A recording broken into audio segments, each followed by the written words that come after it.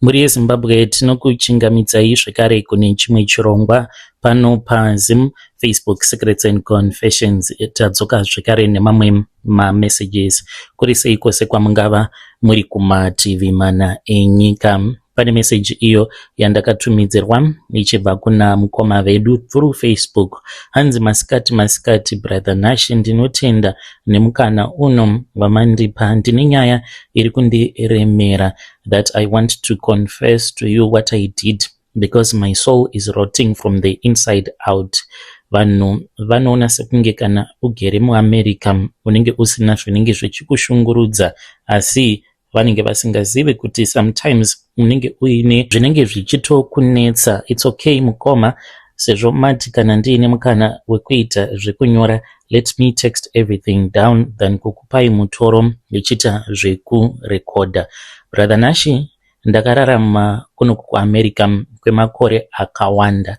I've been here for a very long time. I am a respected professor of economics at a top university.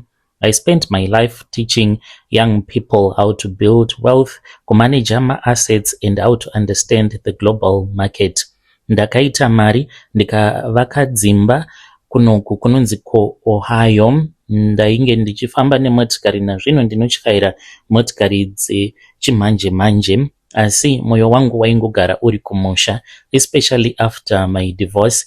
Ndauya kunoku ndakaroora mukadzi wekuColombia. Ndaroora mukadzi wekuColombia, takaita vana vedu vaviri. Nemukadzi uyu takatanga kunetsana nekuda kwemaculture. Tichatanga kugara tose, ndainge ndakamuudza kuti inini I'm not an outgoing person, handifariri zvekuenda kumaclubs, but nekuda mukadzi ndakazotanga kufamba naye, saka she ended up cheating on me. And it's obvious mukadzi akanwa doro kana ari mukadzi wemaclubs anopedzera azokuchita. Zvaitika, the infidelity, it really broke me. She was also a lecturer at a certain university, and it really broke me down. That divorce, it even shocked the people on her side and on my side.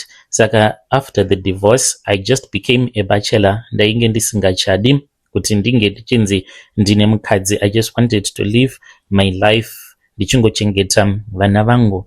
Nekufamba kwenguva, I had this grand vision yekuva nemabhazi kuZimbabwe, because shungu dzainge dziripo dzekuti ndinge ndichizovaka musha, to retire and to die back home in Zim.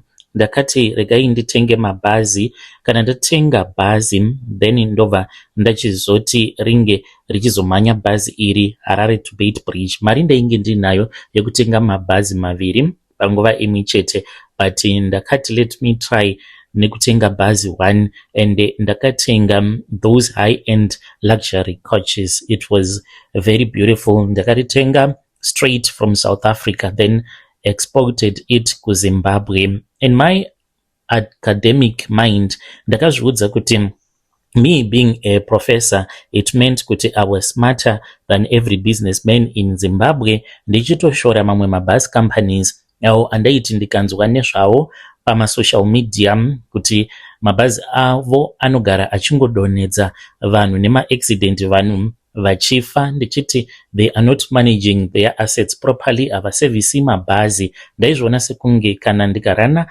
kambani yemabhazi ndainge ndichazova munhu anenge aine mbiri munyika nekuda kwekurana kwandinenge ndichiita mabusinesses angu. Ndakafunga kuti I could run a multi-million dollar bus company even via WhatsApp, email, Zoom ndiri kuAmerica, because kuno kuAmerica you can do such a thing. Ndakahaya managers, bought my tracking systems, and I thought kuti my system, it was foolproof. But mukoma Nashi, truth be told, the Zimbabwean ground is not like a spreadsheet. Zvakatosiyana. Within 90 days pandainge ndatanga operations angu, ndainge ndatova broke, flat broke. Every single cent that I had saved in 20 years of lecturing, it was gone, boom, just like that. The reports that I was getting from Zimbabwe, it was just a nightmare. My drivers vainge vachiripota my fake engine overhaul every week. My conductor vainge vachingoita pocketing thousands of dollars in fares, claiming kuti the buses were empty. My luxury coach, it was being used for side hustle nevashandi vangu. my bank account kunoku kuAmerica it was bleeding, and then ndainge ndisisina mari. Ndingangoti I was almost on the verge of losing my house kunoku kuAmerica. Ndakadzokera kuna ex-wife ndikamukumbira mari yekuti ndige ndichipecha up the business. Akanditi, Leonard, I'm not going to lie to you, kana ndikakupa mari uri kungonyura, but you can go back home. Dai waenda kuZimbabwe, or if you let go of this business pachiri padhuze, this business you might think it is cursed, but it is a bad business deal that you got involved into. And kana uine project raunenge watanga, that project becomes more like a baby to you. Unenge wava kuda kuti unge uchiva successful no matter what, even though uchibirwa mari, but chaunenge uchingoda success at the end of the day, so that you can say kunyangwe zvakamborema zvikarwadza, but now I am on top of the mountain. Akandipa advice yekuti ndinge ndichienda kumusha, but my pride, the pride of a professor, the professor of economics, I could not allow it. How could I fail apo pekuti vanhu vainge vari uneducated they were succeeding? Ndakamukumbira mari, ndikamupromisa kuti ndainge ndichazomupa mari. Akazondipa mari, ndokubva ndachizorongedza mabhegi angu, ndikatora a leave of absence kubasa, ndikabva ndachizoflya from America ndikaenda kuZimbabwe. Ndakasvika muHarare, ndainge ndichida kutoti ndige ndichitoratidza vashandi vangu kuti the prof has arrived. I spent my days ndichienda ndichinolodawo ikoko kwainge kuchilodhiwa bhazi rangu, either kuMbare, roundabout, wherever we were going to be loading, shouting at the mechanics, trying to make sure kuti vainge vachifanira kuti vange vachiita izvo zvandainge ndichida kuti zvinge zvichizoitwa. But muZimbabwe hamuna yatinoti corporate governments. It is a chaotic environment. Things got worse. Ndakangoti ndichingosvika munyika, engine blew up literally days after I had arrived. We got it fixed. It then blew up again. Ndakatoona kuti business randainge ndichirana raita sekunge rainge riine jambwa nemunyama. Ndopa ndakabva ndachizotaura neumwe murume uyo wandainge ndichiziva, because tainge takaenda kugaraji kwake namakanika wangu. Ndainge ndine zvandainge ndichida kugaraji kwake. Pasina kana 2 weeks kubva zvandainge ndasvika muZimbabwe ndichibva kunoku kuAmerica, ndainge ndava kutoitawo sekunge makanika, zviya zvekunzi professor ndinogara ndiri smart.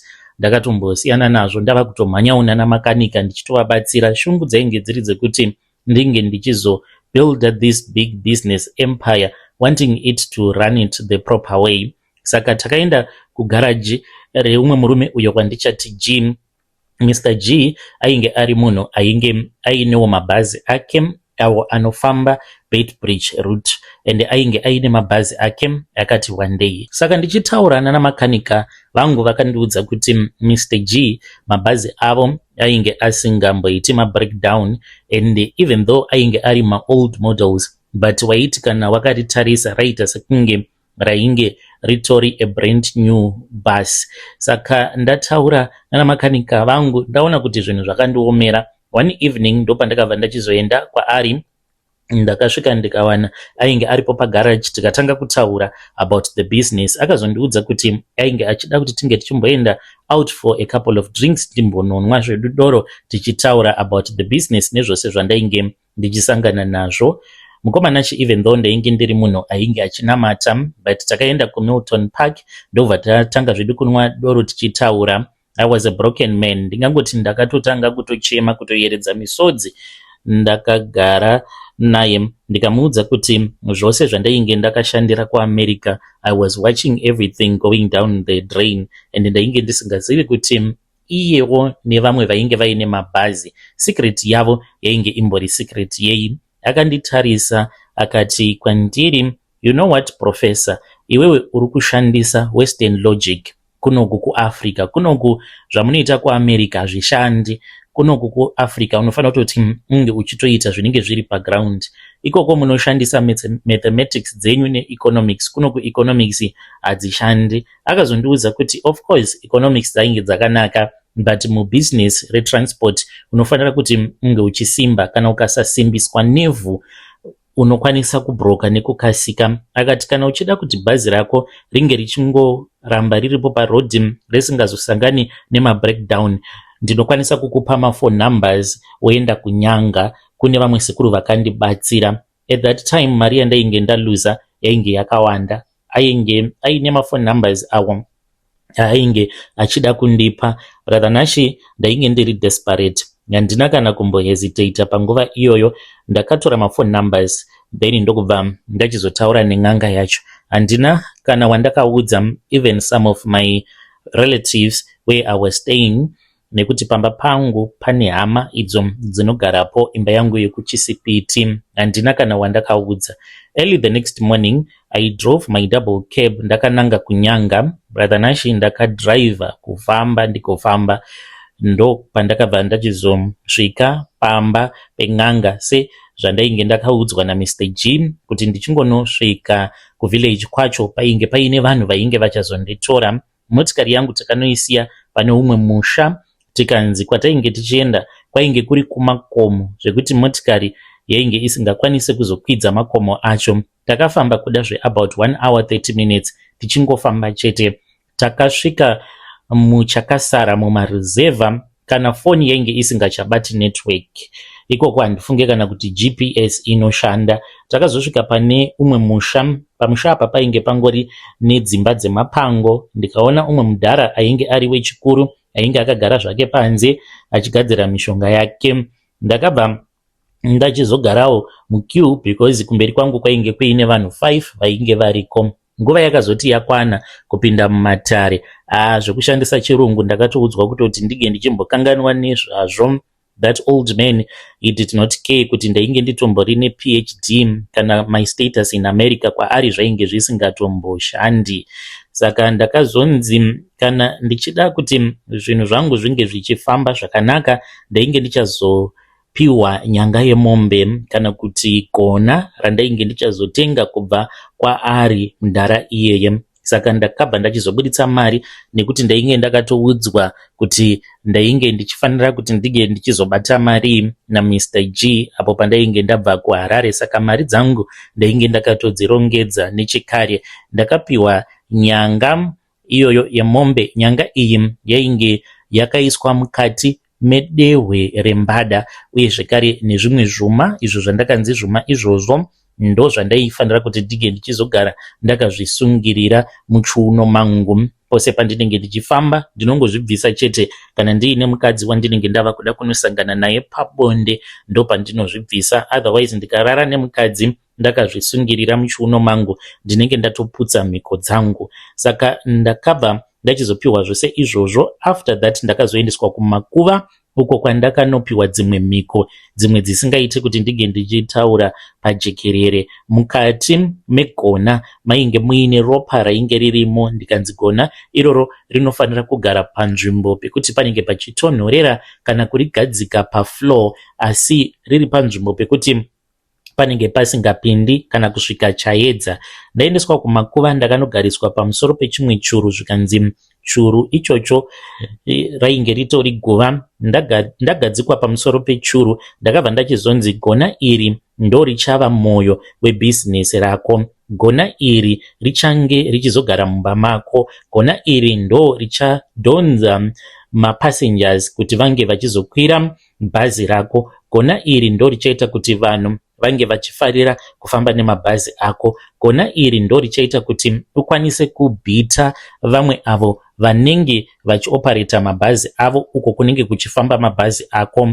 Gona iri ndo richaita kuti bhazi rako risambofamba riri empty. Gona iri ndo richaita kuti mapurisa vaignore bhazi rako kana rikamiswa paroadblock kana kungorisiya richingodarika. Gona iri ndo richaita kuti unge uchizopfuma. Asi ndine mhiko dzandichakupa dzandisingakwanise kuti ndige ndichikuudzai mukoma. Ndakati ndakagarapo pamusoro pechuru ndikatanga kufunga zvino ndikati inini ndinonamata. Ndakaenda kuchikoro ndakadzidza zvemhando yepamusoro. I am a professor kuAmerica. Ndiri kutsvakei kunoku kumachonyonyo kunoku kunyanga. Asi pfungwa ndakati ndati dhu kufunga ndikatanga kufunga kuti zvino masavings ose zvandakamashandisa ndotoita zviripo kuti ndige ndichikwanisa kudzoka mubusiness. Vakanditi professor makaita makore nemakore akawanda muchifamba nemotikari dzinodhura muchikwira ndege muchienda kwamunenge muchida. Zvino ini ndine mutemo wangu unoti motikari yamasiya ichadhiraivhwa nemuzukuru wangu, license anaro, achaendako kuHarare nemotikari.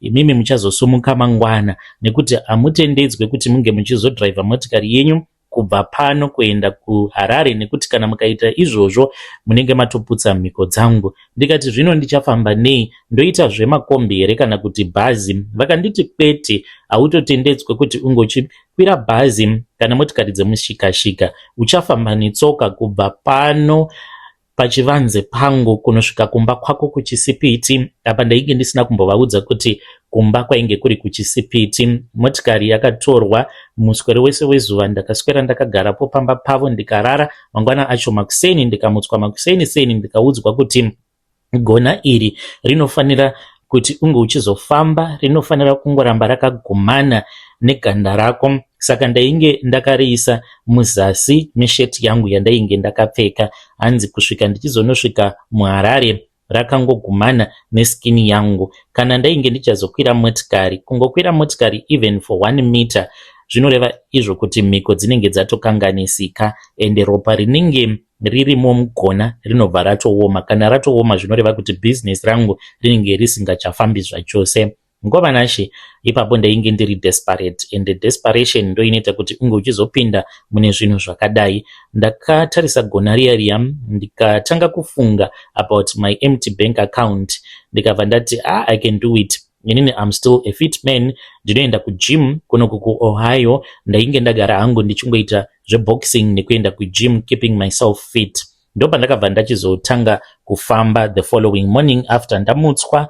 Ndichifamba kudaro mukoma ndaitonzwa gona iroro richitofema, rakaguma ganda rangu nechipadumbu apa pandainge ndakarisungirira.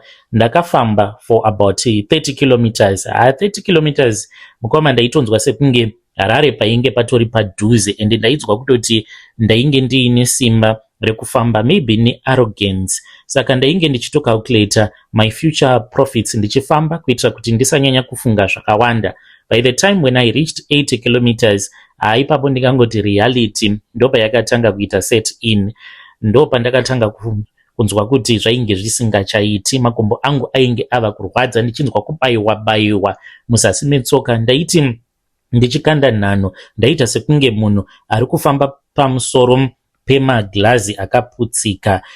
By the time pandakazoti 120 kilometers somewhere kunana macheke uko, ipapo zuva rainge rava kunyatso kundirova manje.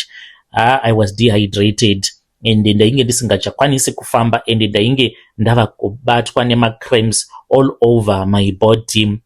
The academic mind started whispering to me, ndikati Leonard, zvinhu zvauri kuita izvi, it is just ridiculous. Uri murume iwewe wakadzidza, ungaswera uchifambiswa nechin'anga chinogara mumakomo kumachonyonyo, ofambiswa kwengova yakareba kudaro. 100 kilometers dzawafamba dzakatoreba. It is a big sacrifice. Pa 100 kilometers idzodzo unokwanisa kutoita get back into the business. Zvine basa rei kuti unge uchizonosvika kuHarare netsoka, iwe uchingotsvaka motikari? I convinced myself kuti mundara uyo wandainge ndasiya kunyanga, he was just attempting to test me kuti ndiri munhu anoshingirira kusvika zvaita sei. Ndakambofamba about 5 kilometers ndichingozvibvunza mupfungwa dzangu kuti ndainge ndichazosvika here kuHarare kana kuti kwete. Ndopa ndakazoona rimwe zimuti remuhacha, it was by the roadside, and ipapo ndainge ndava kunzwa kuneta, and ndainge ndava kunzwa pain muchipfuva, pain yandisingakwanisi kana kudescribe kwamuri brother Nashim. I was broken. Ndopa ndakabva ndachizonogara zvangu pasi. Ndichingonogara pasi kudaro, ndopa ndakatarisa muhighway, ndokubva ndachizoona chinhu chainge chiri chewhite, yaita kunge motikari yainge ichifamba mumvura. Ipapo ndainge ndava kutoda kutofenda. Yainge iri Toyota Wish, iri yewhite. Motikari iyoyo yakasvika ikamira padhuze nepandainge ndakagara. Ndainge ndakatoita zvekutorara. In fact, motikari yainge ichidhiraivhwa nomukomana ainge ari wechidiki, ainge achitoridza zvake mimhanzi yaSecolors, asi handizivi hangu kuti masongs acho ainge achiti kudii. Akatanga kudanidzira achiti Harare, Harare, one seat mudhara, one seat left, ndara unofira musango, pinda mumotikari tiende. Brother Nashi, ipapo ndo pandakatongomuka ndikati kana ndikasiya motikari iyi ichienda ndinokwanisa kufa kana kudyiwa nezvikara pano, because ndainge ndisisina kana simba. Saka ndakati ndichangohaika motikari, then ndobva ndachizoburuka, kana ndaburuka ndobva ndachizotanga kufamba. Besides mudhara uyo hapana paangambondiona mhani, kure kwandabva he won't see me. Inini ndafamba for more than 120 kilometers. Ndakabva ndachizotora kabhegi kangu ndikabva ndachizopinda motikari. The moment pandakangopinda motikari ndichinogara, pane rimwe zisaundi rakangobuda. Music yainge ichiridzwa mumotikari yakabva yangonyarara kuti zii. Akaedza kuda kubata radio, akati radio yangu yatsva, ko chii chiri kuitika? Takazofamba kubva ipapo paakandikwidzira motikari yake kunosvika muHarare. Radio yainge yakatonyarara achitoridza foni yake, asi munzeve dzangu ndainge ndichinzwa kuti painge paine vanhu vainge vachitaura neni. Vanhu ava vainge vachitaura neni vaita sekunge vainge vari mumvura. Saka ndakangoti zvimwe kuda kuneta. Ndo pandakabva ndachizonosvika kumba. Ndasvika kumba mukoma ndakagara kwemazuva mashomanana ndichiti business rangu richatanga kufamba zvakanaka. After ndazorora zuva rakaserera makumbo angu, because makumbo angu ainge akazvimba. Zuva iro rekuti makumbo angu akaserera, at exactly 3 am ndipo pandakafonerwa ne one of my operation manager. Akandifonera akandikudza kuti bhazi redu rainge raita accident, rainge richitobvira. Mukoma Nashi ndakabatikana ndikati kubvira uri kureva kuti kudii? Ndo pandakaudzwa kuti bhazi rangu rainge raita accident. Parakaitikira accident handingakuudzei hangu mukoma Nashi. We drove to the accident scene that same morning. Mukoma, pandakati ndichinosvikapo, what I saw there I will never forget. Ndine trauma yakanyanyisa zvokuti ndakazogumisidzira ndatova ne-high blood pressure kusanganisira ne-depression. Bhazi rangu, my brand new luxury bus, this was supposed to be the first one. Pandakanotarisa ndakaona kuti it was just a heap of metal. Rakatsva bhazi iroro kusara pasina kana chinhu. Ende muZimbabwe kana usina mari yekutowa bhazi rinongogara ipapo. Rakagara ndizive kuti kwemwedzi mingani ndichishaya mari yekuti ndige ndichiri dhonza kubva parainge raitikira accident richidzoka kuHarare. Ndakataura navo sekuru vaya vekunyanga vakandiudza kuti isusu tainge tisisina ukama. Ndikati neizve sekuru? Vakanditi wakakanganisa mhiko dzangu, saka gona rako ratopanduka, ende gona rako ndo rakaita kuti bhazi rako ringe richizoita accident. Muaccident umu mukoma makafa vanhu, ndichangoti makafa vanhu 5, because handidi kuti vanhu vange vachizotrace accident iyoyo. Ndiri munhu anozivikanwa. Mukoma Nashi, bhazi iri rakauraya vanhu, ropa rikapinda mumugona, ropa rakazogwamba rikaoma. Ropa iri rakati ragwamba raoma, ndo pandakanzi ndaifanira kuti ndige ndichizouraya umwe munhu weukama. Izvezvi kumba kwangu kuChisipiti kune imwe nyoka. Nyoka iyi so far hakuna anoiona, but nyoka iyi inorarama nekunanzva hama dzangu. Hama dzangu kana vari vanhurume vanogumisidzira vasisina simba pabonde, kana vari vakadzi zvibereko zvavo zvinogumisidzira zvaoma vasingachaendi kana kuperiod, nekuti vanenge vakananzviwa zvibereko nenyoka yangu. Ndigere kunoku kuAmerica, asi gona ndichiri naro. Ivo sekuru vekunyanga vakati havadi kana kundiona pamba pavo. Ndiyo secret yandinayo. Kana mukaposta muzondizivisa, ndichange ndichizoteverera ndiri mucomment section. Hey vedare, ndo message iyo yandakatumidzirwa ichibva kuna mukoma vedu anzi ndiri professor ikoko kuAmerica, hanzi kuOhio. Vainge vachida kupindawo mubusiness, vakapinda mubusiness remabhazi, asi hanzi zvakazoitika ndo zvakazokonzeresa kuti vange vachizoenda kunotora makona kunyanga. Hanzi sekuru vacho vakavabhana vakati handichadi kana kukuona pamba pangu. Hey, zvakangooma hazvo veduwe. Ngatitaurei navo mucomment section. Professor ava zvakangooma hazvo veduwe. Strange things indeed they do. happen in this world. Reedzai tibva taenda panyedu inotevera. Nyedu inotevera yakamira sekudai so. Hanzi makadi zvenyu mukoma, ndinokumbirawo kuti muge muchindiposterawo nyaya yangu makavika chitupa changu. Yuwi mukoma, ndiri kunzwa kurwadziwa kusvika pakadzikadzika pemwoyo. Ndomuregerera here murume wangu kana kuti kwete? Zita rangu muchanditi Amanda. Ndiri mudzimai uye zvekare ndine makore 35 years ekuberekwa. Nemurume wangu takasangana muno mujoni, tainge tichigara kumaprazi. Murume wangu aipota achiitira peace job umwe murungu uyo ainge ari foromani pane rimwe prazi. Upenyu hwainge hwakaoma. Tainge tichigara pane rimwe prazi patainge tichishanda kuLimpopo. Handingatauri hangu nezita. Takazobva kuLimpopo kuburikidza nekunge murume wangu atsvakirwa basa nemurungu uyo waaigara achingoitira mapeace job. Ndakangoti zvakanaka. Saka takabva tachizoti tava kugara muno muJoburg. Murume wangu akandiudza kuti iye ainge ava kufanira kuti ange achizogara kubasa. Ndikati hapana chakaipa. Aindisiya mulocation achizodzoka after each and every 2 weeks. Ndikati ko murungu wenyu munodi kumuudzawo kuti mune mudzimai tongogara tose ikoko kubasa. Ndaiti kana ndikataura naye aita hasha. Pabasa pake ndaiti kana ndikasvika anenge angori very nervous. Mukomana achi ndaifungidzira kuti murume wangu iye anoita zvekuhura, but ndakazomutresa ndikaenda kubasa kwake ndikatsvaka pekuhwanda ndikagara pasi. Handina chandakaona mazuva ekutanga. Nerimwe zuva ndakati ndichingobva kubasa ndikati nhasi baba ava ndikuda kumbonovataimira kana dzava kuma7 ndodzokera zvangu kulocation because panofambika hapo netsoka. Ndakatsvaka pekuhwanda ndikagara zvangu ndakatarisa pagedhi remurungu wake. Pasina kana nguva ndakaona motikari yakasvika yainge iri yemurungu. Murume wangu akabva achizovhura chigedhi. Pane chisecurity gate icho chaanoshandisa kana achienda kucottage kwaanogara. Akabuda ainge akatopfeka zvake morning gown ndokubva aenda pamotikari paya. Zvakandishamisa mukomanashi because mamiriro aakanoita pamotikari apa ndainge ndaona kuti motikari mainge muine murungu. Akatanga kukisana nemurungu uya. Ndakati kasi ndatadza kuona. Nekuda kwekuti ndainge ndiine pain ndakasimuka ndokubva murungu uya azodhiraivha akaenda asi haana kundiona.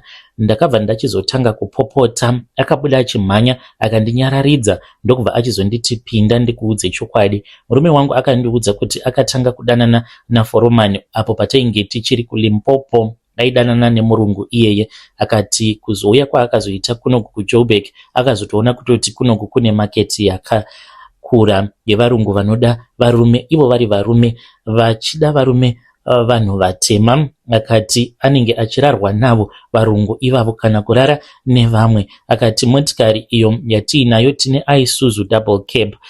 Isuzu iye akandinyepera kuti takaitengeserwa nemurungu, takaitengeserwa 80,000. Akati 80,000 ndaizoiwana kupi munhu waGarden Boy? Ndikati saka makazoiwana kupi mari yekubhadhara motikari? Akanditi ndakaipiwa mahara. I was so shocked murume wangu achindiudza zvose izvi. Ndiyo nyaya yandiunza pano mukomanashi. Ndichiri neshoko kutaura kudai so. When you post my story muzondizivisa. Ndinodawo kuziva kubva kune vedare renyu kuti murume wangu ndoita sei naye.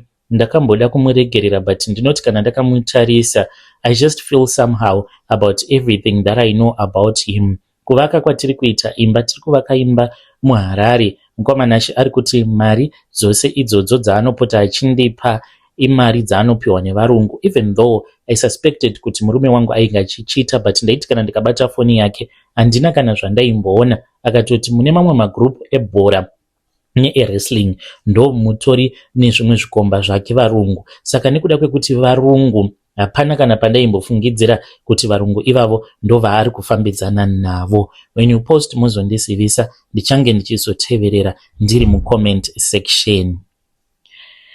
Hey vedare, ndo message iyo yandakatumidzirwa ichibva kuna vahanzvadzi vedu. Zvakangooma nazvo vedu we, ngati taurei navo mucomment section vahanzvadzi vedu ava. Strange things indeed they do happen in this world. Yo hanzi ndibatsireiwo nemazano. yama1. Ngatisanganei zvekare mune zvimwe zvirongwa zvinotevera.